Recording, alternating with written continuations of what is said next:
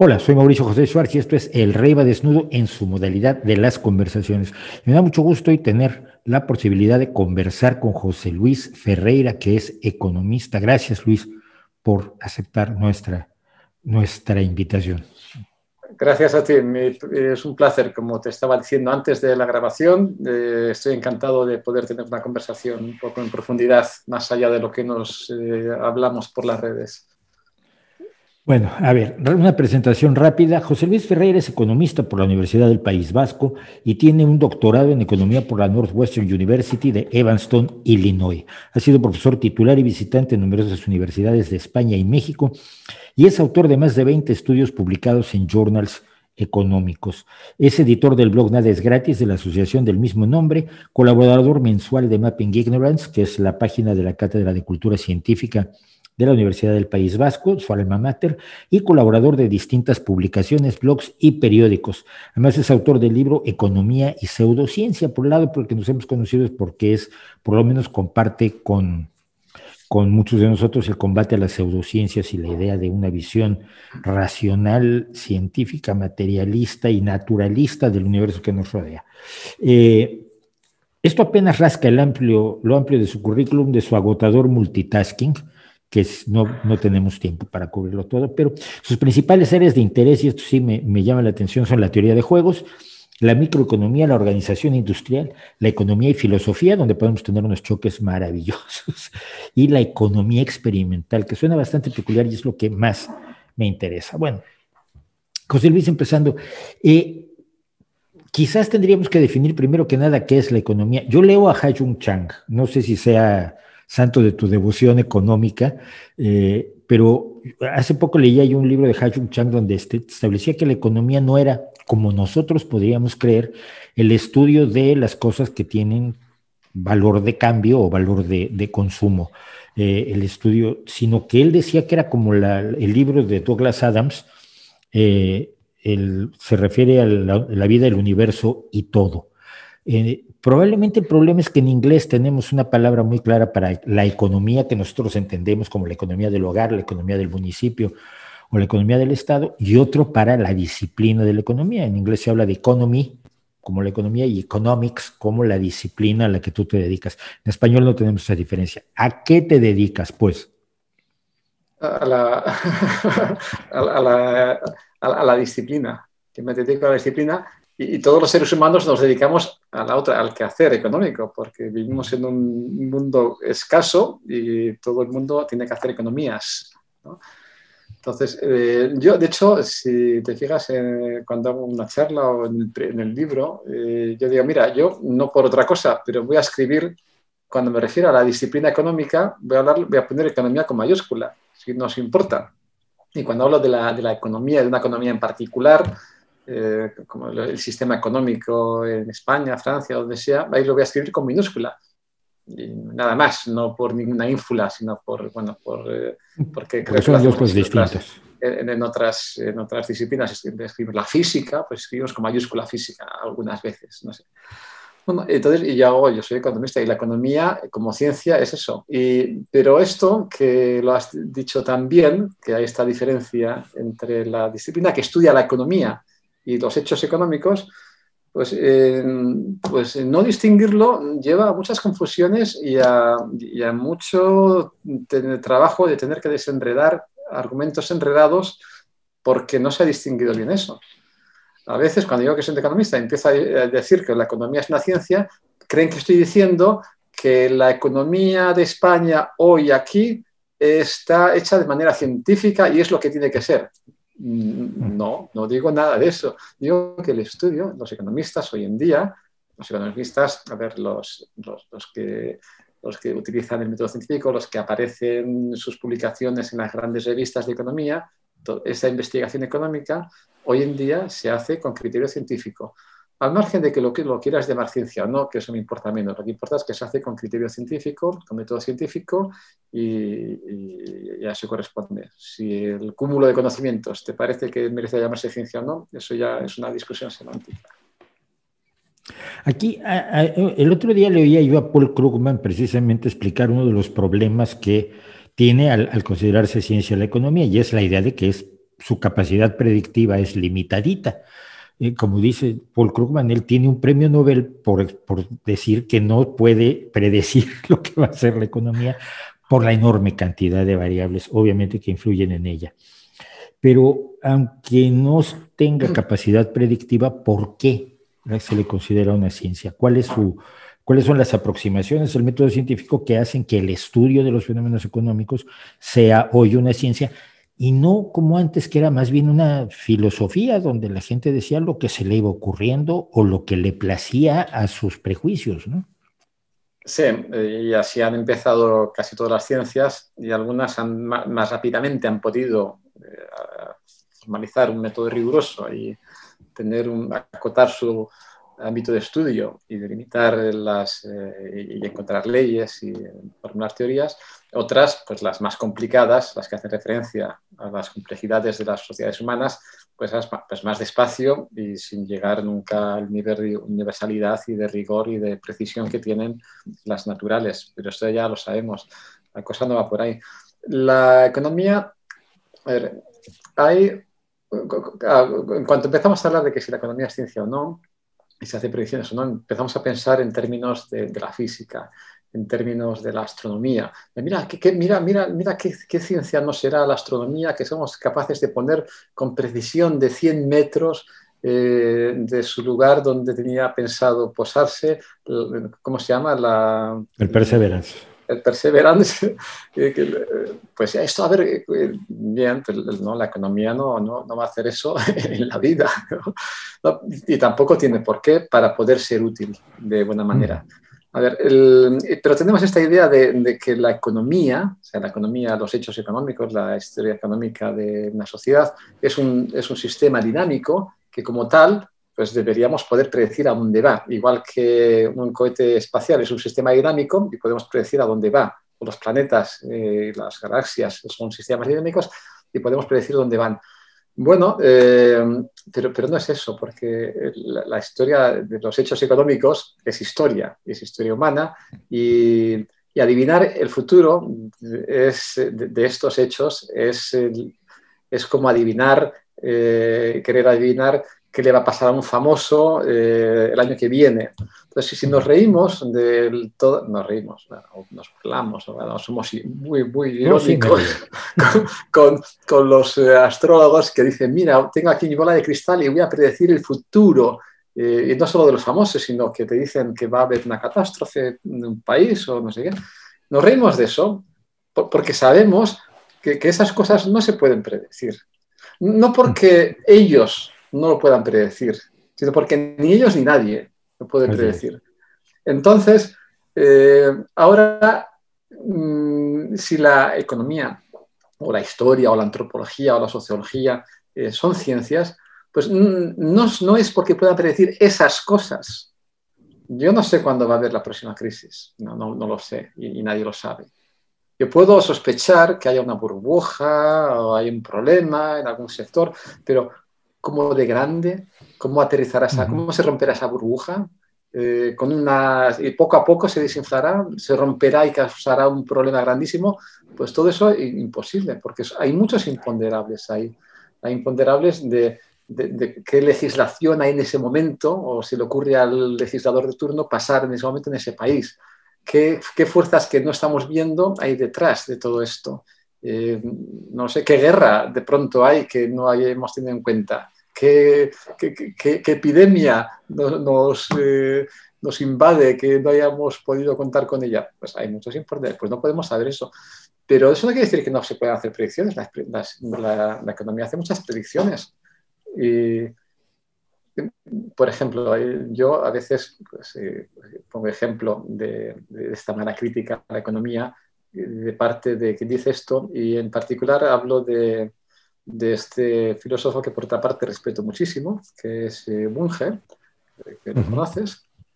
Y pues él decía que ¿de qué sirve el primer curso de economía? ¿Quién va a usar en la práctica lo que se dice ahí en los principios de economía de un primer curso de economía? Eso no vale para, lo dice un poco exagerado, pero dice esto, dice que, no, que una persona que lea las primeras lecciones de un curso de economía no va a poder aplicar esas cosas nunca. Y dice, pues, pero ¿cómo puede decir esto cuando en esas primeras lecciones está dicho que si haces un poco de caso a estos principios, si muchas sociedades humanas hubieran hecho caso a esos principios económicos, se habría ahorrado un sufrimiento grandísimo a la humanidad. Y yo creo que eso es muy útil. En la Unión Soviética, en la China de Mao, en todos los países satélites, y no solo los comunistas, luego los populistas de otras ramas, en los países gobernados por sátrapas en África, en Latinoamérica, de derechas o de izquierdas. Bueno, pues se han hecho cosas abominables para la gente que ha causado mucho sufrimiento por no querer hacer caso a estos principios que predicen que si pones un precio muy por debajo del que sería de equilibrio, vas a cargarte el bien que pues, supuestamente querías garantizar.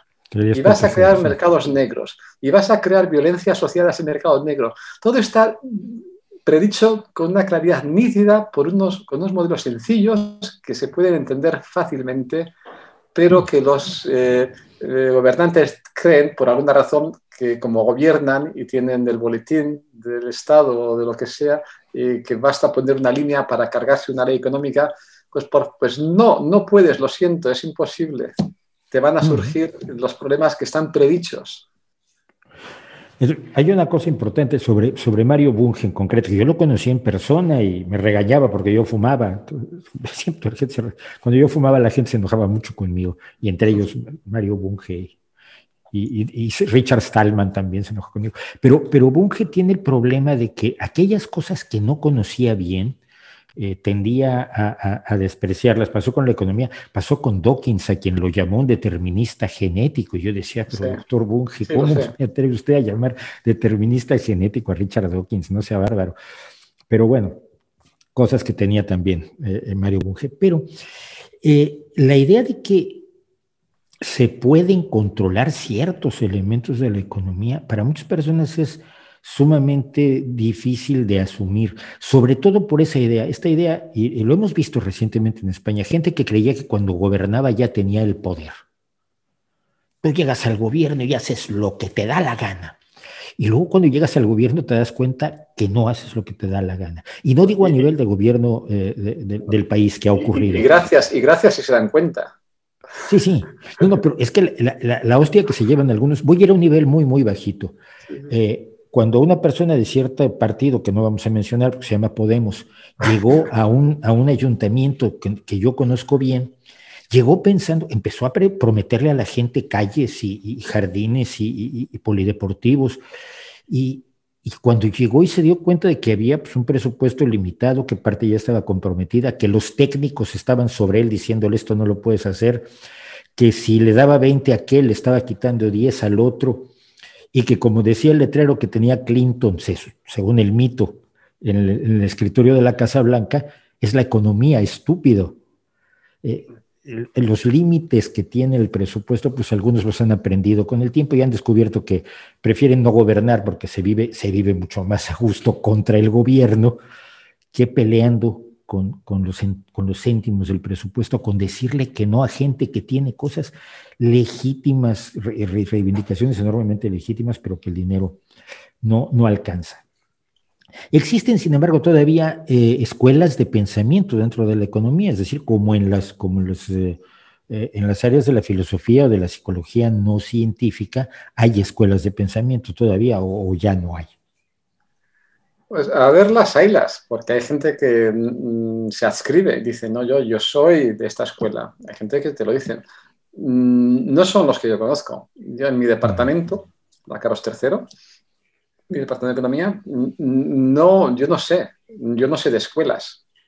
Oye, yo sé en qué trabajan, a los que conozco, no todos, somos muchos.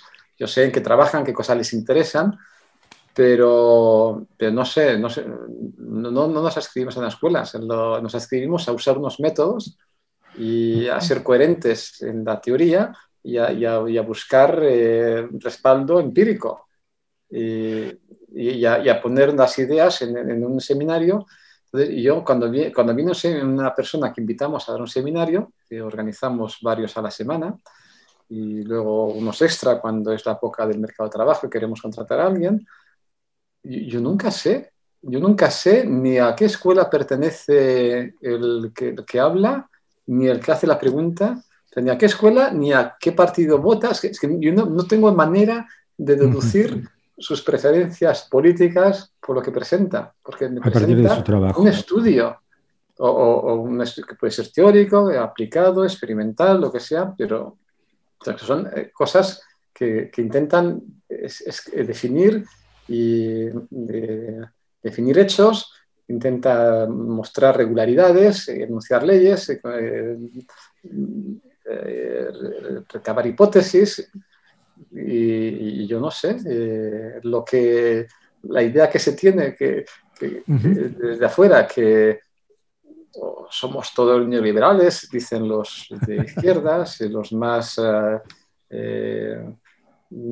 anarcocapitalistas dicen que estamos vendidos todos a la socialdemocracia, y yo no veo nada de eso. Es que yo les he invitado algunas veces a gente, dentro incluso del mundo escéptico, les he invitado a venir al despacho, a mi departamento, los voy a presentar y habláis con ellos y a ver qué sabéis. Y si queréis ir a un seminario o a varios a los que sean vais, y si sois capaces de decir que esto es una teoría o una disciplina que está hecha para el servicio del capital, a ver si sabes si sí o si no en este conferenciante en particular, a ver qué está diciendo, porque no lo vas a ver. Yo no lo sé, yo que estoy de cerca, yo sé de qué pie cojean políticamente, moralmente, éticamente, pues a mis colegas más cercanos, de los que soy amigo, Claro. y con los que hablo de muchas cosas, pero los que no son tan cercanos, o que siendo colegas pues nunca hemos hablado de intimidades políticas, no lo sé. Yo no sé a quién vota la mayoría de los que están en mi departamento, pero honestamente, sé mis 4 amigos que tengo allí, pero el resto no. Es un camino como el que ha seguido la psicología o la antropología, la sociología, que es dejar atrás precisamente las escuelas de pensamiento para centrarse en los hechos y los datos. Pero esto es el infierno de uno de los grandes de la economía que muchos adoran hoy eh, en día porque responde a su ideología, que es Hayek, que Hayek decía que las disciplinas sociales jamás podrían ser manejadas por el método científico, porque había un elemento ahí esotérico en el que él creía, y él fue el que creó precisamente el voquible de cientificismo, diciendo que todo sociólogo, todo economista que intentara usar el método científico era un cientificista, porque esto estaba más allá de los alcances limitados del método científico. O sea que Hayek se equivocaba, podríamos decir así. Pues se equivocó mucho, acertó en algunas cosillas y se equivocó en otras cosillas, o sin el diminutivo, si quieres. No, a ver, escuelas económicas se puede decir, a ver, si yo me intereso por la economía monetaria, por lo que sea, y no por la fiscal, y no por la microeconomía, si yo me intereso por la economía monetaria, ¿soy de una escuela? No, te interesas por la economía monetaria, pues estás acotando. Se habla de monetaristas.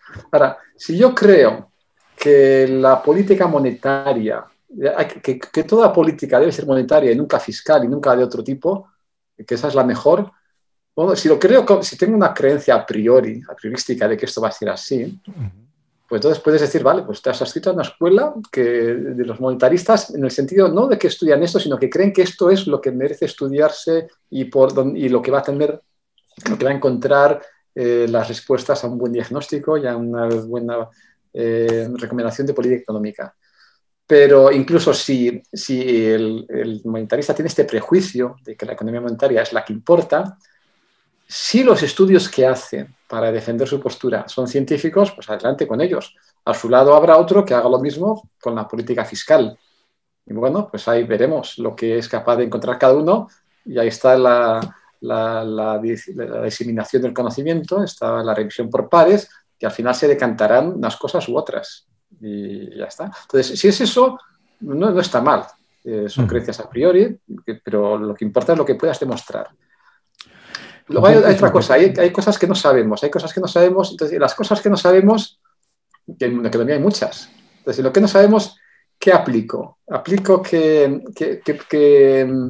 yo sé que en algunas cosas el mercado funciona bien, en otras mal, en otras el Estado bien, en otras mal, o peor o mejor. Entonces, las que no sé, ¿qué hago? Me decanto porque indubio pro mercado o indubio pro planificación o qué. Entonces, ahí empezamos, pues también hay un peso de tu prejuicio que puedas tener. Y esto empieza a ser pues ya menos sustentado, porque antes hablábamos de que, bueno, tú ten el prejuicio que quieras, pero a la hora de investigar, pues nos presentas las cosas que puedes demostrar. Pero ahora hacemos política económica basada en que creemos esto otro, cuando no tenemos evidencias para una cosa u otra, porque es una novedad o porque es algo que no, pues ahí ya tenemos problemas. Ahí ya son intuiciones, ahí ya... bueno, pero claro, si tenemos que tomar decisiones sin saber, pues habrá que hacer una u otra. Pero habrá que estar con la actitud de echar marcha atrás si la cosa no va bien, no mantenerse. Entonces, bueno, pues según qué actitud tú tengas, el ser una escuela te puede comprometer o no a más o menos errores. Luego hay ser una escuela, y esas son las malas, la verdaderamente malas escuelas, son aquellas que ya saben a dónde tienes que llegar y que todo tiene que ir encaminado a justificar que el mercado es el mejor de los sistemas para todo, o lo que sea, se autorregula y tal. O lo contrario, o que el Estado es el que tiene que nacionalizarlo todo y el Estado es el que tiene que gestionarlo todo. Y todo es darle vueltas a lo que sea para llegar a esa conclusión. La conclusión está antes que los datos. Bueno, pues ahí tenemos a los austríacos, que son un poco los primeros, que da igual lo que pase en el mundo, tú vas a hacer tus hipótesis ad hoc, aunque ellos creen que las deducen por la acción humana, pero son hipótesis ad hoc que van metiendo cada vez para justificar lo que ya sabíamos que iban a decir. Y los marxistas a la antigua usanza, porque hay marxistas que intentan ser... También hay austriacos que intentan ser científicos y también hay marxistas que intentan... Hay de todo, porque las escuelas no están nítidamente definidas. Pero bueno, los marxistas de la antigua usanza, pues voy a ver cómo le doy vueltas a cualquier cosa para justificar que al final tiene que ser el Estado el que tenga que nacionalizar. Esto es como pasa en las malas ciencias, como le pasa al psicoanálisis, que si tú ya tienes una idea de que tú tienes que encontrar, a ver cómo le das vuelta a todo para encontrar un conflicto del pasado que te explique que ahora te comportes así. Bueno, pues no. Pues esas son las malas escuelas. Porque las militancias sí son claras y evidentemente cuando hablamos de economía vamos a acabar hablando de política, pero estoy tratando de evitar llegar, y estás tirando para allá, pero estoy tratando de evitar llegar todavía a la política porque he tenido unas experiencias recientes que me va a interesar tu opinión. Pero hay una cosa que tú haces que me parece esencial para cerrar esta parte, digamos, de la caracterización de cómo la economía fríamente en el sentido, obviamente todo científico se apasiona por su materia de estudio, pero fríamente en el sentido de que independientemente de mis opiniones, si los datos dicen esto y yo mis opiniones las cambio o me las guardo, que es lo que hace la ciencia. Pero tú haces algo que me llama mucho la atención y que quiero conocerme. Cuando me hablaron de arqueología experimental la primera vez, por ejemplo, me parecía que era imposible hacer arqueología experimental, ¿no? Ahora hace poco estuve en Burgos viendo cómo se hacen hachas de mano con 2 trozos de pedernal, porque se ha hecho la ingeniería inversa de las industrias líticas para en el Museo de la Evolución, así es, lo cuentas. Exactamente. Es que he ido de ahí, sí, ahí lo he hecho con mis niñas. Espectacular. O cuando se ha intentado mover los mojáis de Pascua, cuando se han intentado mover los bloques de piedra que quedaron en la cantera con la que se construyeron las pirámides de Giza. Entonces, entendemos que es posible la experimentalidad, pero no me imagino cómo es la economía experimental. Bueno, hay mucha economía experimental y, a ver, podemos empezar por las cosas sencillitas. Por ejemplo, ¿qué tal entendemos los economistas que funciona un mercado? ¿Te guste o no te guste un mercado? Hay mercados en el mundo y hacer cosas en el mercado tiene unas consecuencias u otras. Aumentar la oferta, aumentar la demanda, poner un precio máximo, mínimo, poner una cuota, poner un impuesto. Entonces, ¿sabemos los economistas cómo funcionan los mercados? ¿Sabemos anticipar qué va a pasar cuando hacemos alguna de estas cosas? Bueno, pues justamente un mercado competitivo o cercano a lo competitivo es una cosa bastante fácil de simular en un experimento. Tú puedes coger, y lo he hecho en clase, en cualquier clase yo creo que cualquier profesor ahora de introducción a la economía, principios de economía, en las primeras clases hace un experimento y es relativamente fácil. Tú coges a la mitad de la clase y les das una carta, a ver, vamos a ver, otra vez, vamos despacio. Cartas de póker, ¿no? Hay negras y rojas. Entonces, y repartes cartas por la clase. Si te ha tocado una carta negra, eres un vendedor. Si te ha tocado una carta roja, eres un comprador. Y ahora, y el número de tu carta es, si eres comprador, es el precio máximo que estás dispuesto a pagar por intercambiar con alguien que tenga una carta negra. Y a los que tienen carta negra dices, tú eres vendedor y tu número, el número de tu carta, es el coste del bien que vas a intentar vender. ¿Vale? Entonces, juntaos, haced lo que queráis.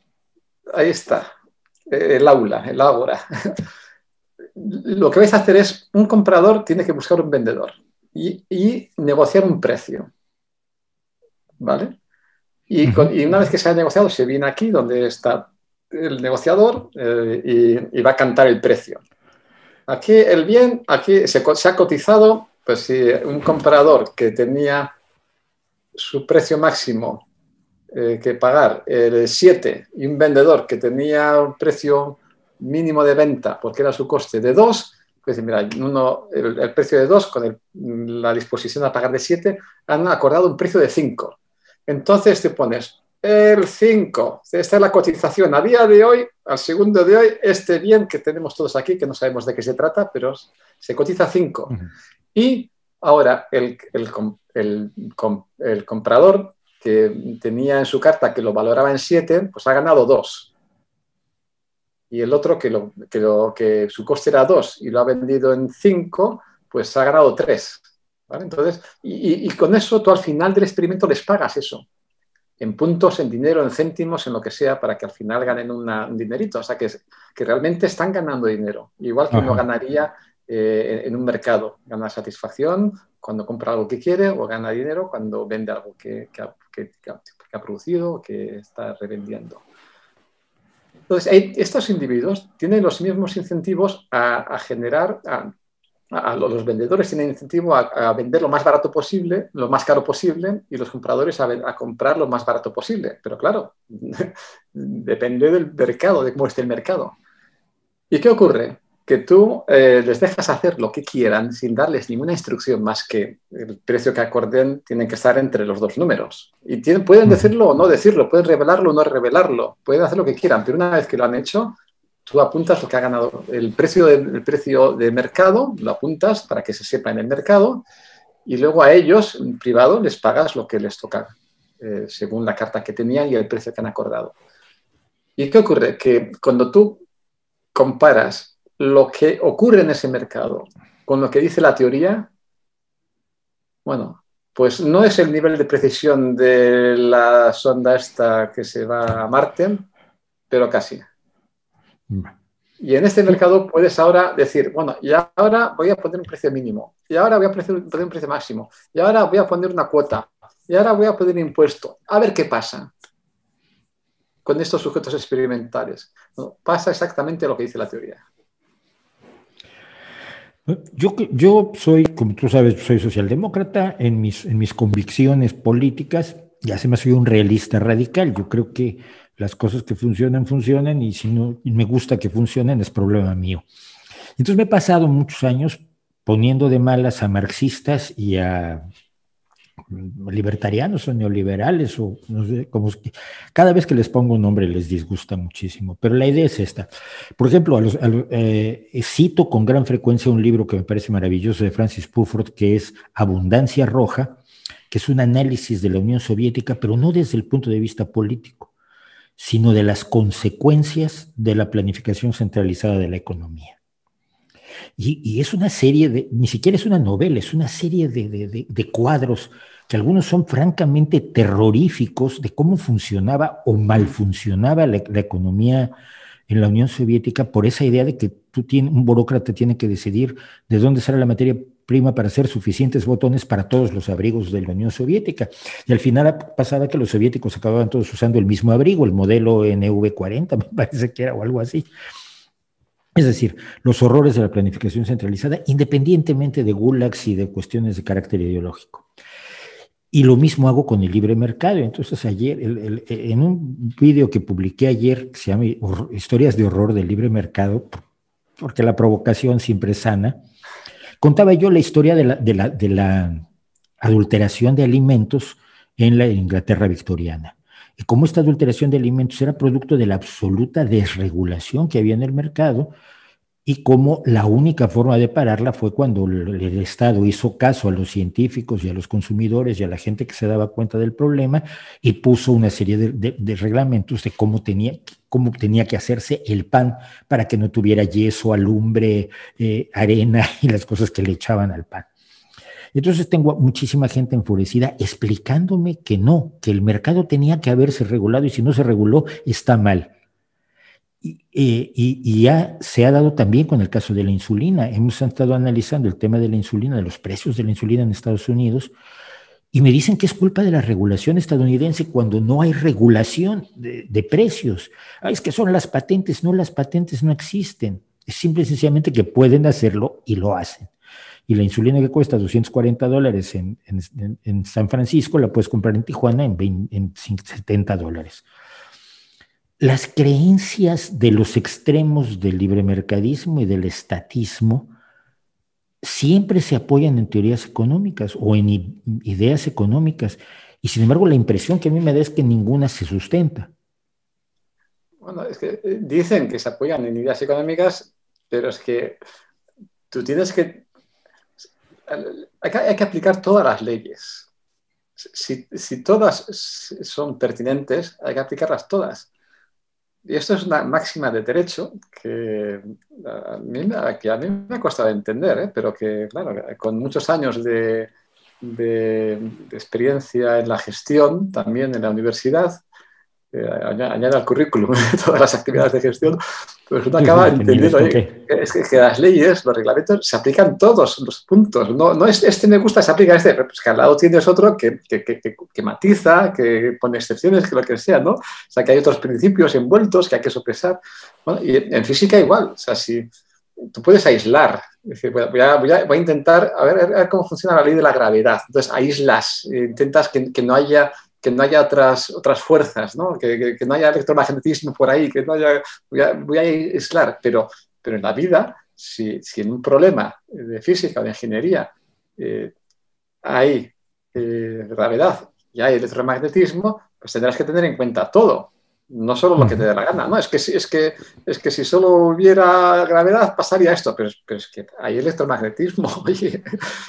Entonces, en economía también hay unas leyes económicas que van en una dirección y hay otras que van en otra. Entonces, por favor, si analizas un problema, ten en cuenta todas, porque si todas son relevantes, que seguramente unas cuantas van a ser relevantes. Entonces, la economía, el análisis económico al uso, pues tiene toma un manual de economía. Entonces te explican. Primer tema, se suele explicar el mercado porque es la institución económica más prevalente en el mundo, y porque es fácil de estudiar y porque es fácil de ver muchos otros mecanismos como regulaciones o alteraciones del mercado. Entonces, viene bien como base sobre la que poner más cosas. Entonces, la primera lección es cómo funciona el mercado y lo bueno y las buenas propiedades que tiene un mercado competitivo cuando es competitivo y cuando hay unos supuestos de pues, que el bien que es competitivo, que hay muchos comprantes y vendedores, que no hay problemas, que el bien es un bien privado, no público, que no hay externalidades positivas o negativas. Bueno, estos son términos que tienen su definición precisa, no es cuestión ahora, pero quien oiga esto tiene que saber pues, que son cualificaciones para que funcione bien. Que tiene que haber una simetría en la información que se tiene sobre ese bien o servicio que se está intercambiando y algunas cosillas más. Entonces, cuando se están todas estas cosas, el mercado tiene buenas propiedades. No que deshaga desigualdades de inicio, no corrige desigualdades de inicio en principio, tampoco tiene por qué exacerbarlas. Puede pasar cualquier cosa, pero tiene buenas propiedades en torno al buen uso de los recursos, a no dilapidar recursos, que es el significado de eficiencia económica. Y cuando en economía hablamos de eficiencia, significa no dilapidar recursos, que creo que es algo que todos queremos, ¿no? Más ahora que todos somos ecológicos, no sé si ecologistas, que ecológicos, ¿no? Y vale esto es lo que te dicen las primeras lecciones. Pero a la segunda lección te dice, bueno, ¿y qué pasa cuando todos estos supuestos no se dan? ¿O qué pasa si quieres, además, incidir sobre alguna desigualdad? Esto es una cuestión política, pero si quieres hacerlo, la economía te puede decir de qué manera. Si no quieres hacerlo, pues no lo hagas. Esto ya cada uno votará o querrá lo que quiera. Pero no puedes negar que cuando hay problemas de información asimétrica, que el consumidor no sabe o no puede saber algunas de las propiedades, de las características del bien o servicio, no puede saber porque no conoce bien cómo son, no sabe dónde mirarlas, pues ahí hay un problema. No puedes decir que el mercado en el que pasa eso se va a autorregular inmediatamente para dar esa información disponible de manera entendible a todos los consumidores, porque no es verdad. Porque puede ser que sí, si se deja hacer fácilmente, puede ser que no, si la complejidad es demasiada. Entonces, el manual de economía tiene cómo funciona el mercado, tiene cómo son los fallos de mercado. Y tiene también pues, cómo el Estado puede o no puede paliar estos fallos de mercado. Entonces, hay gente que se olvida que se ha leído la primera lección y se olvida de las demás. Como hay gente que ha mirado la lección del fallo de mercado y se ha olvidado de la primera. Pero bueno, de malos estudiantes está llena la universidad, aunque intentamos que la mayoría de los estudiantes caigan en la categoría de los que se han aprovechado por pasar por la universidad, y esta es nuestra labor. Pero siempre habrá quien haya visto el manual de economía y se haya quedado con una lección o con la otra creyendo que puede elegir. Bueno, te voy a contar una que acabo de tener. Me peleé con Juan Ramón Rayo. A ver. Bienvenido al club. Sí, empezó, bueno, la historia fue, a ver, el desastre que hubo con el suministro de electricidad en Texas, que llegó un momento dado en que a alguien le pasaron una factura de $5,000, más de $5,000 por un mes de electricidad, porque firmó un contrato que no sabía que estaba firmando, y de pronto Rayo le estaba echando la culpa a la regulación del Estado, que no existe porque Texas es el estado más desregulado. La realidad es que esto ocurrió porque hace 11 años había pasado lo mismo, se hizo un análisis, se les dijo a las empresas, tienen que invertir en esto para hacer a prueba de un invierno así sus instalaciones. Ellos dijeron que era demasiado caro y entonces decidieron no hacerlo y ocurrió lo que ocurrió. Y entonces yo le decía, pero es que, y me pasaba documentos en inglés, yo no sé si sabe inglés, lo dudo ahora. Y entonces sabe inglés, habla bien inglés, por otra parte. Me pasaba documentos en inglés y dije, por favor, si en este párrafo está diciendo exactamente lo contrario, no está obligando a que pongan este precio, sino que están diciendo que es el precio mínimo, máximo, no es obligado. No, sí lo están, se enojó conmigo muchísimo. Pero aquí siempre acabamos en el tema de la libertad económica. Y esta es una historia en la que yo peleo constantemente y probablemente desde la ignorancia, aunque trato de informarme. Siempre me dicen, los países con mayor libertad económica son los que más han combatido la pobreza. Y lo que yo digo es, los países que tienen lo que tú llamas libertad económica y políticas sociales han combatido la pobreza. Cuando tienes libertad económica y no tienes ese tipo de políticas sociales, no combates la pobreza porque el mercado no está hecho, no tiene la función de combatir la pobreza, porque la empresa privada no está entre sus objetivos el combate a la pobreza. Entonces es una pelea constante. Te citan a todos los países nórdicos, por supuesto, a Nueva Zelanda, a Canadá, como países que tienen un estado de bienestar muy sólido y lo atribuyen al mercado. Esto es algo que a mí siempre me ha sonado extraño, pero tengo alguna razón yo o estoy totalmente equivocado y tienen razón quienes me dicen que con la libertad económica ya resuelves los problemas de la pobreza, es decir, del no acceso a los bienes de cambio y consumo por parte de gran parte de la población. No, yo pues, en este caso en particular, yo creo que tienes tú algo, estás viendo algo que hay otros que no quieren ver. Y es cierto que todos, creo yo, históricamente, la manera en la que se han eliminado las bolsas de pobreza y dado prosperidad a las capas más bajas de las sociedades, siempre ha tenido siempre ha habido un gobierno proactivo para hacer algo en esa dirección. A ver, es cierto que un mercado, o sea, no una persona u otra, sino el hecho de que tengamos relaciones a través del mercado, y si el mercado es anónimo, y si y cumple las buenas propiedades, que no siempre las va a cumplir, pero en la medida en que se acerque a cumplir esas buenas propiedades de referencia, o sea, si hablamos de bienes con mucha componente pública o de externalidades, pues ahí en esos no. Pero en general, pues el mercado que tiene la propiedad de ser eficiente en esas condiciones y de no dilapidar recursos, pues ahí aflorarán habrá una presión para que afloren los recursos y las posibilidades de todos los seres humanos. O sea, si uno es pobre, pero se educa, pues podrá salir de la pobreza y ayudar a su familia. Si es pobre, pero tiene una iniciativa empresarial, pues podrá. El mercado le permitirá todo esto, si la regulación es buena o lo que sea. Claro, no quiere decir que le vaya a dar en nada. Quiere decir que, oye, los siervos de la gleba, por muy listos que fueran, no podían dejar de ser siervos de la gleba. Y los esclavos, por muy listos que fueran, no podían dejar de ser esclavos. Y los que están en la casta de no sé qué, en la India, no pueden dejar de esa casta. Pero en un mercado libre, oye, si tú tienes algo que ofrecer, te va a permitir. Hay mucha más desventaja que al que parte de una dotación inicial de riqueza más alta que la tuya, por supuesto. Pero te va a permitir hacer cosas que otros sistemas económicos no te permiten. Eso, pues es cierto, pero eso deja lejos el problema de paliar las desigualdades de partida. Si tú quieres hacerlo, pues vas a tener que hacer algo más que ello. Vas a tener que seguramente, pues 100% seguro, porque es que lo hemos visto, ha pasado históricamente.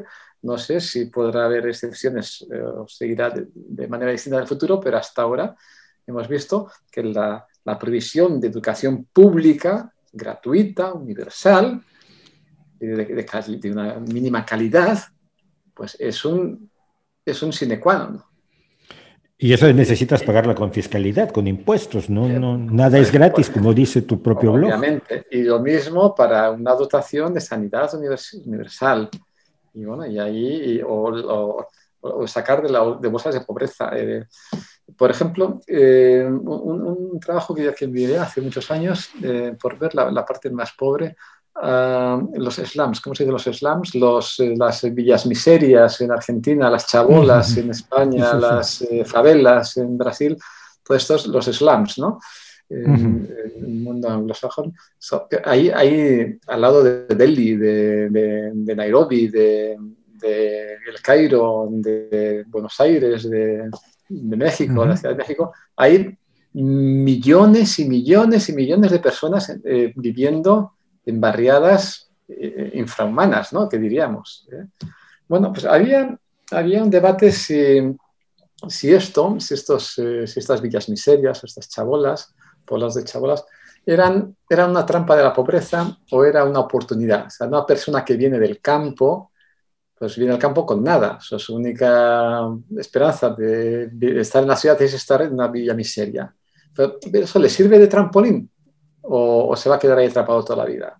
Bueno, pues había gente diciendo, no, esto como es más oportunidades que las que tenía cuando estaba en el campo y bueno, pues está mejor y le permitirá vender sus recursos en la ciudad y educarse o educar a sus hijos y salir de ahí.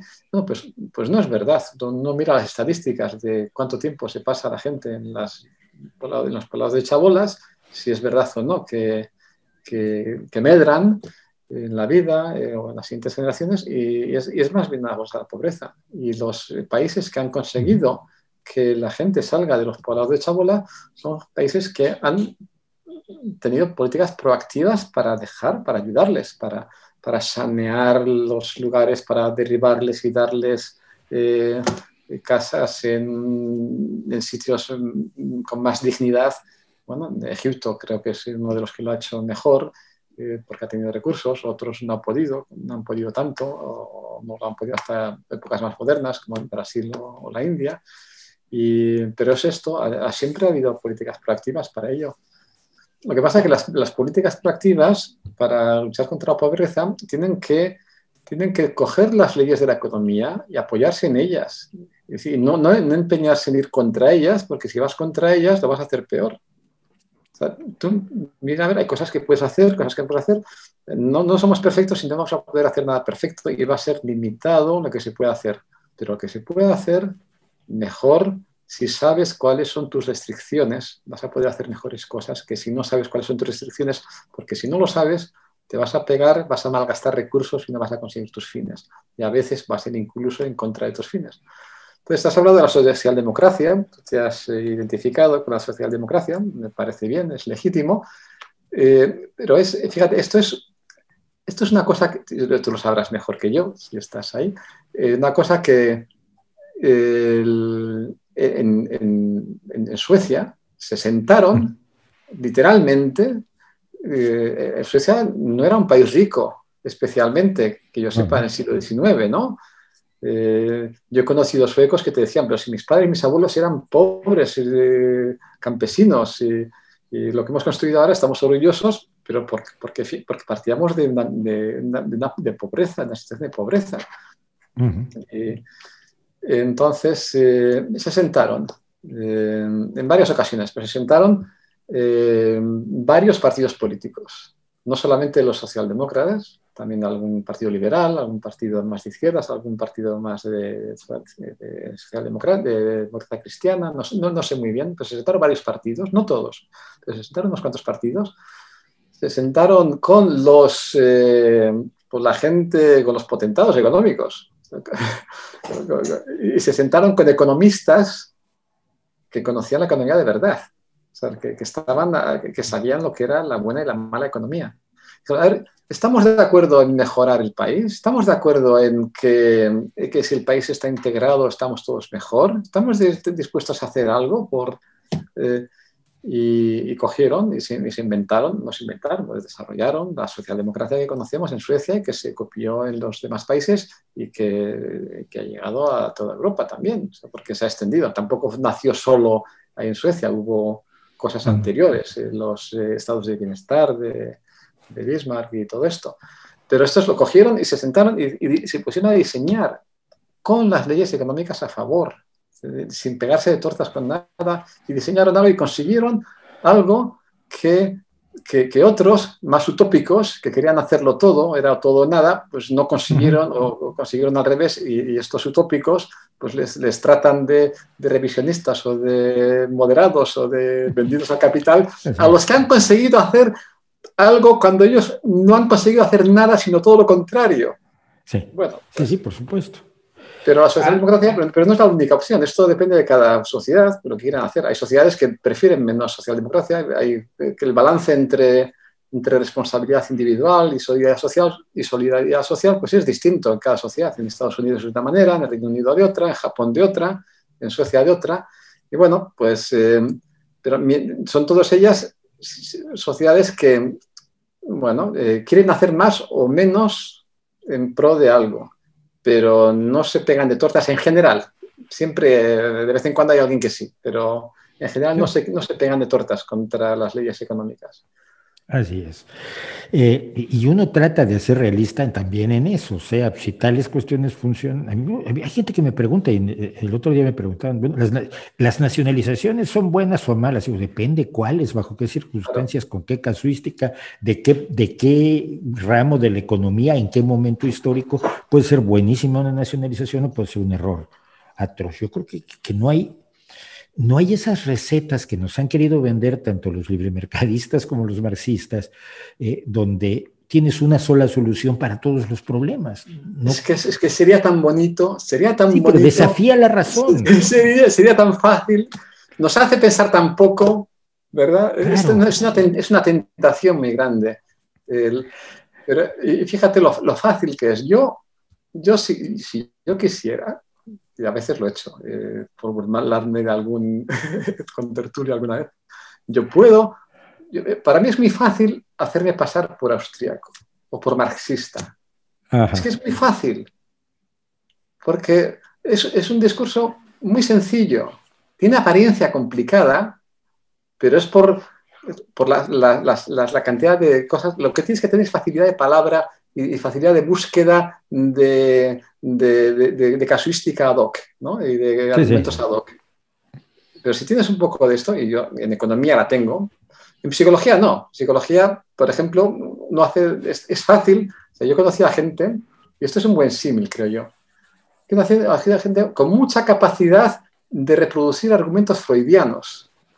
La gente que no ha estudiado psicología, ni psiquiatría, ni medicina, ni nada, pero que ha leído unas cuantas cosas de Freud y ya sabe, y con la psicología natural que puede tener cada uno, porque somos seres humanos y sabemos que una cara, una sonrisa, pues igual quiere decir más alegría que tristeza en general, ¿no? Entonces, con 4 cositas, hay gente que sabe organizar un discurso aparentemente complicado para dar razones psicológicas de por qué ocurre a tal persona hacer tal cosa. Bueno, pues en economía también. Yo en economía lo puedo hacer porque me sé economía, entonces tengo facilidad de buscar cosas ad hoc. Pero el discurso es muy fácil. Tú vete encaminando el discurso hasta justificar lo que quieres justificar y es fácil hacerlo. Y la cantidad de cosas ad hoc que metes le da una apariencia de dificultad y de haber logrado conocer, tener un conocimiento que es falso, que no es cierto. Yo eso lo puedo hacer en política porque estudié marxismo muchos años. En México, si ibas a la universidad, así fueras a estudiar física cuántica, acababas estudiando materialismo histórico, materialismo dialéctico y teorías historia del pensamiento marxista. Era lo que pasaba en las universidades. Entonces desespero muchísimo a los marxistas porque resulta que sé más de Lenin que ellos, he leído más a Lenin que ellos. Y como me pasa con los cristianos que se molestan mucho porque sé de la Biblia. Una pregunta, quiero llegar a una pregunta muy importante respecto de la crisis, de la coronacrisis, que podríamos llamarle. Pero antes, ¿el neoliberalismo existe? Yo sé que es un fantasma que muchos utilizan como una palabra sencilla para insultar a todos los de ciertas tendencias económicas, pero precisamente después de leer a Ha-Joon Chang y sus 23 cosas que nunca te contaron sobre el capitalismo, él que es un economista liberal, no tiene ningún deje medianamente de mucha izquierda, es un economista surcoreano, pero su crítica del libremercadismo sin freno que no me voy a meter en los detalles del ramillete minarquista, ordoliberal, anarcocapitalista, que me parecen a mí muy parientes como para que se separen entre ellos, pero que él establece que sí, que si hay un pensamiento que a partir de los años 70 se ha apoderado de buena parte de la toma de decisiones económicas en el planeta y que resulta que no es tan eficaz como lo venía en el folleto publicitario. ¿Tú crees que existe el neoliberalismo como concepto así? A ver, podemos definir neoliberalismo, dar varias definiciones de neoliberalismo y alguna de ellas creo que va a acotar lo que parece que se tiene en la cabeza cuando se habla del tema. Pero una de las dificultades es que, fíjate, incluso cuando hablas de una cosa reconocida por los propios, los marxistas se llaman marxistas a ellos. Entonces tú sería más fácil definir que es un marxista. O uno de la escuela austríaca también. Bueno, pues tampoco es tan fácil dar una definición de marxismo, de escuela marxista o de escuela austríaca, porque enseguida te dicen que no, y nunca acabas sabiendo qué es. Pues esto todavía es más difícil con un término al que nadie se ascribe. Yo no conozco a nadie, alguna vez me han mandado a alguien que dice que sí, que se considera a sí mismo neoliberalista, pero yo no veo que aquellos que solemos, yo no suelo emplear el término, pero aquellos hacia los que se suele emplear el término no te aceptan el término neoliberal. Entonces, pues empieza a ser difícil saber qué es. Pero podemos definir, yo creo que una buena definición de neoliberalismo es la idea de hacer política económica con el ejemplo de Reagan y Thatcher, algo así. Uh-huh. Y basándose en las extrapolaciones a aquello que no conocemos de las escuelas más liberales del pensamiento económico, o sea, de la austríaca, pero también de la de Chicago. ¿Tiene relación con la economía neoclásica? Pero no exactamente, es que la economía neoclásica yo no diría tanto. Puedes ponerlo, pero es que la economía neoclásica no es una escuela, son los primeros modelos formales y más rigurosos que tenemos. No sé, es como decir como restringirte la física a la mecánica de Newton. Restringir la economía a la economía neoclásica, yo creo que eso no sé, no creo que nadie se identifique con eso. Porque la mayor parte de la economía que se ha hecho posterior, pues difícilmente puedes encajar como, bueno, si la neoclásica le añade esto, le quito esto, entonces esto se puede entender como neoclásico. No, ya no, si ya es tan distinto que no merece la pena decir que es neoclásico. Esto es cosa más moderna, la economía de la formación, la teoría de juegos, la economía experimental, todas las nuevas teorías macroeconómicas que hay, no tienen nada que ver, son muy aparte de la economía neoclásica. Entonces, entonces, ¿qué hay con esta idea? Pues la idea de cuanto menos regulación mejor y cuanto más mercado mejor, así en general. Pero ¿hasta qué límite? Pues no sé, pues cada uno dirá el suyo, de los que se ascriban hasta estas ideologías de pensar. Entonces ahí sí que hay. Entonces esto ha dominado a los economistas. No sé, yo diría que no. Es cierto que habrá muchos economistas que se ascriban a que, o en aquella época o ahora, a eso, que cuanto más mercado mejor, pero bueno, mientras lo hagan, como decía antes con las escuelas económicas, bueno, pues lo que sabemos, lo que sabemos, y lo que no sabemos, mercado. Bueno, pues entonces esto es tu opinión, pero eso no lo dice la economía, eso lo dices tú. Claro, eso es ideología política. Eso es. Entonces, terminar, pues, ¿qué más había? Y a mí, perdona, es que porque seguramente importe a quien nos esté escuchando, pero esto no era una opinión sentada, por ejemplo, en las políticas recomendadas por el Fondo Monetario Internacional, ¿no? Con el famoso consenso de Washington.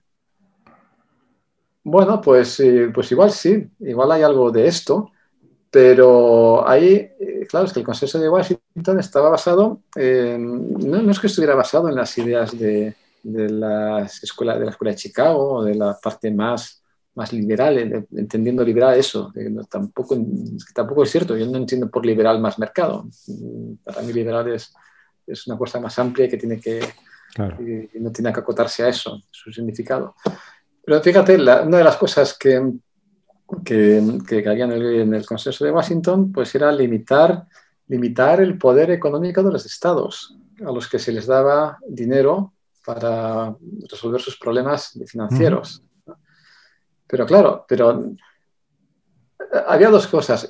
¿Por qué era eso? ¿Por fomentar el neoliberalismo? ¿Por fomentar el que los estados fueran débiles y que todo sea mercado?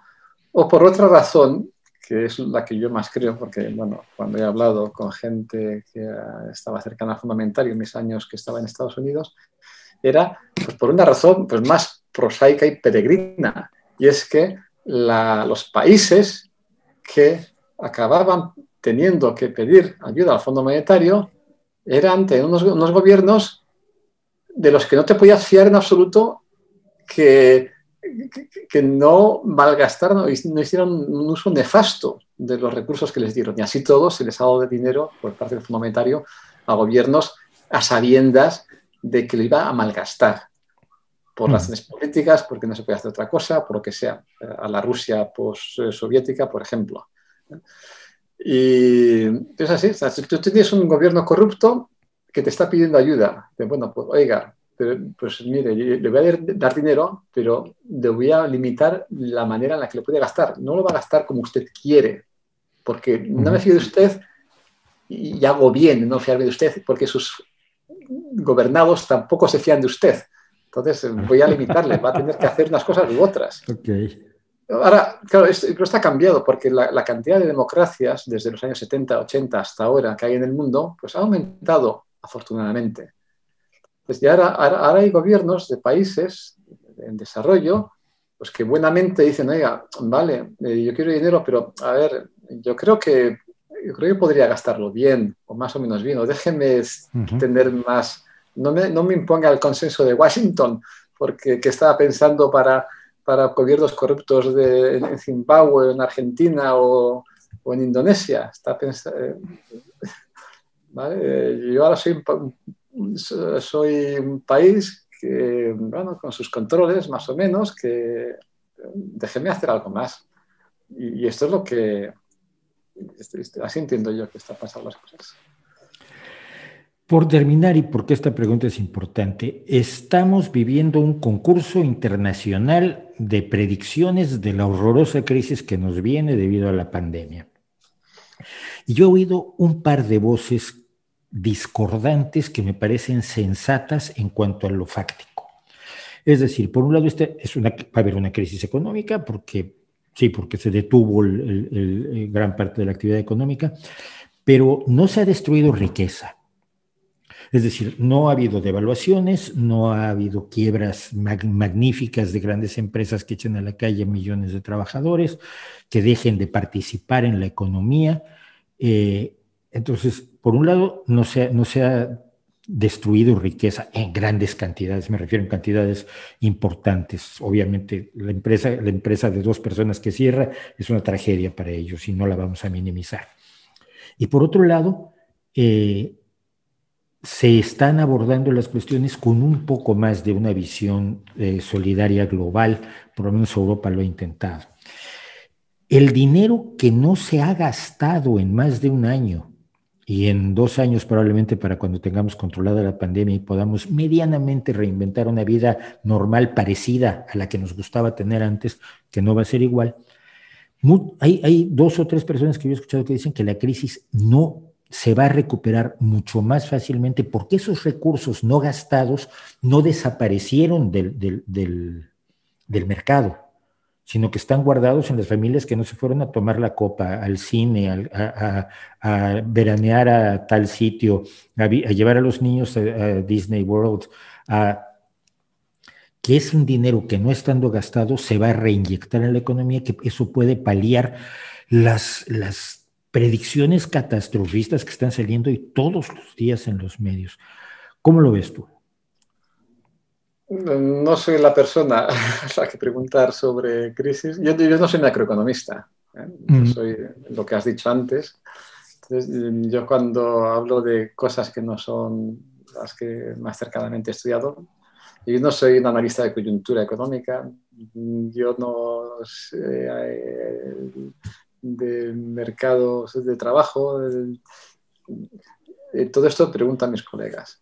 Entonces, pero hay una cosa aquí que, a ver, es cierto que yo, funcionario, profesor de universidad, yo bueno, he visto disminuidos mis ingresos por otras familiares, porque, bueno, porque hay menos cosas extras que he podido hacer, pero yo no he sentido una crisis económica y soy afortunadísimo, ¿no? Porque mi universidad no ha cerrado, ¿no? Hemos hecho enseñanzas online y el Estado me ha seguido pagando el sueldo de profesor. Y además, con muy... no sé por qué, el gobierno consideró que no solo no tenía que ponerme más impuestos ni bajarme el sueldo, sino que de las pocas cosas que ha decidido el gobierno ha sido aumentar un poquito el sueldo de los funcionarios. No sé en qué cabeza cabe, pero lo ha hecho. A mí me ha beneficiado y yo estoy en contra, aunque me perjudique la opinión. Pero bueno, ahí estamos. Entonces, yo no he sufrido esto. Entonces, ¿qué he hecho yo con mi dinero? Es cierto, hay muchas cosas que no he podido hacer. No me he podido ir de vacaciones y gastarme con mi familia en un viaje que nos gusta hacer al año. O visitar a la familia de mi mujer en la República Dominicana. O hacer más excursiones que nos gusta hacer alrededor de Madrid o por España o donde sea. No puedo hacer todas esas cosas. ¿Y qué he hecho? ¿He hecho otras cosas que he gastado ese dinero en otro sitio? Pues no, pues ahí está, ahí lo tengo en el banco. Es cierto que yo he ahorrado. Entonces, ¿y ahora con ese dinero qué voy a hacer? Pues no sé qué voy a hacer el año que viene, el siguiente, pues lo acabaré gastando como se gasta todo el dinero. Yo no sé si ese dinero se va a gastar de igual manera que se hubiera gastado, seguramente no. Pero claro, pero ese soy yo. Eso soy yo. Pero otros, no todos son como yo. Muchos han visto reducido sus ingresos drásticamente, hasta cero. Entonces, ¿en qué les beneficia que a mí no me haya pasado eso? Pues en poco. No creo que le consuele mucho.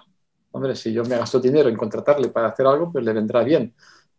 Pero, a ver, hay una cosa, y es que el trabajo que no se hace no se recupera en general. Bueno, si hoy no trabajo una hora porque he pedido permiso para salir más temprano y mañana trabajo una hora más, pues ahí se recupera.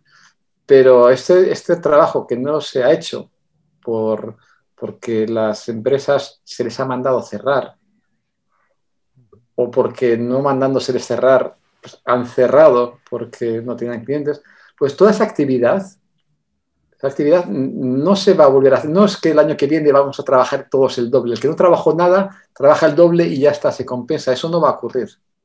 Claro. Entonces, el trabajo que no se ha hecho, la producción, el trabajo capital, la mezcla de trabajo que no se ha hecho, pues eso no se recupera. Es decir, que la gente que con ese bajón no ha tenido ingresos, pues sufre esa pérdida. Ahora, ¿qué hacemos con esto? Pues las ayudas intentan paliar esa pérdida. Pero fíjate que en este año de pandemia, o en esos meses de pandemia, el trabajo cuando se hace se pierde. Entonces, ¿Queremos hacer algo en favor de la gente que ha perdido, que no ha tenido ingresos porque no ha tenido ese trabajo? ¿O no? Pues si queremos hacer algo, será que lo que sí se ha hecho, que de lo que sí se ha hecho, le toque algo a esta persona que no tiene ingresos. Es decir, si la sociedad producía 100 y en el año de pandemia ha pasado a producir 80 o 90, lo que sea, 90, digamos, ese 10 que no se ha producido, la gente cuyos ingresos dependían de haber producido y vendido esos 10, ¿qué hacemos con ellos? Porque los 90 que se ha producido hay que repartirlo entre los mismos que estábamos en la sociedad. Entonces, claro, si le damos alguna ayuda a estas personas, será porque le quitamos a los que, como yo, no han tenido esa disminución de ingresos. Pero hay gente que no lo quiere hacer así o no lo quiere ver. Es como que dar dinero va a darles recursos sin perjudicar a nadie. No, si le das dinero de la manera que sea, cada billete le estás dando derecho a comprar alguna cosa que si la compra esta persona no la compro yo, porque lo que se ha producido es una cantidad. Y esto va a pasar también el año que viene, cuando no se recupere todavía la producción, cuando todavía quede gente a la que queramos ayudar, empresas, trabajadores, lo que sea. Entonces, hay que detraer renta de los que no han perdido ingresos para dársela a los que sí han perdido ingresos. Y de cualquier manera que lo quieras hacer, vas a tener que tener esa consecuencia. Y esto es algo que no sé si yo por lo que veo, no todo el mundo cree que es así. Bueno, nos queda esperar que quienes dicen esto tengan algo de razón y la crisis no sea tan aterradora como otros están. Ya sabemos que los periódicos no venden buenas noticias, entonces el que dice que el mundo se va a acabar, ese sale en primera plana, y el que dice que no se va a acabar, ni sale en el periódico. Yo, lo que pasa es que también en términos de crisis, yo después de pasar la crisis del 94-95 en México, perder una casa, dedicarme a ayudar a las organizaciones de deudores, etcétera, hay otras crisis que me parecen poca cosa, porque sí, aquello fue 140% de intereses hipotecarios, por ejemplo, en un año. Yo fui con el banco y le dije, sí, tengo que pagar 1,4 veces el valor de mi casa para seguírtela debiendo. Exacto. No, toma sí, la sí, casa. No, hay crisis y crisis. Y una de las cosas, cuando la gente habla de las crisis del capitalismo, sí, hay crisis, pero es que ríete de las crisis de... si te parecen terribles las crisis europeas y de Norteamérica, de Japón, pues lo que tú dices, las crisis de Latinoamérica, cuando ha tenido crisis, pues no ha sido perder un 10%, ha sido que el gobierno dictatorial de turno o peronista de turno de Argentina pues ha metido mano en las pensiones y se ha quedado con todo. Ahora AMLO, que yo, como has dicho antes, yo he trabajado un poco en México, un par de veces, en un par de ocasiones, y ahí, pues al trabajar, he acumulado unos pocos pesos, no sé si estaban dolarizados en el Afore, ¿no? Se llama el sistema. El pues sistema me acaba de de decir el sistema de pensiones para el retiro, sí. Sí. Pues me acaban de decir que los Afore, que no habían tenido movimiento en los últimos no sé cuántos años, el Estado se los va a apropiar. Pues, se ha apropiado de todo, así que... Pues ahí me he quedado yo sin unos pocos... Era poca cosa, pero era mío, estaba ahí. Entonces, el desastre allí, ni siquiera quiero hablar del nivel de horror que se está viviendo. Pues a mí me ha quitado poco, pero vamos, en Latinoamérica, en Argentina, los gobiernos se han metido a saco allí donde veían dinero del contribuyente, del depositante, del ahorrador, del fondo de pensiones, ahí se lo han ido quedando. En cada generación les ha ocurrido una vez, me parece. Pues ríete tú de las crisis de los países latinoamericanos. Y ríete, no te rías, quiero decir. De las crisis de los países africanos. Ya. Pues ahí. Pues Pero también sigo mucho, por ejemplo, el creo caso, que crisis de ricos, a mí ya vienen bien. pero sigo yo también mucho el caso de Ruanda, que ha multiplicado siendo un país que todavía es lacerantemente pobre, que ha logrado crecer de una manera impresionante en los Sí. 27 años que van desde el genocidio, aunque sea evidentemente bajo una situación política que no es la ideal con el presidente, pero ves que es posible, ¿no? Ves que hay Cuando posibilidades. Botswana es otro Ujú. país que con poca población incluso y con problemas de SIDA en su momento, pero han conseguido hacer las cosas bien.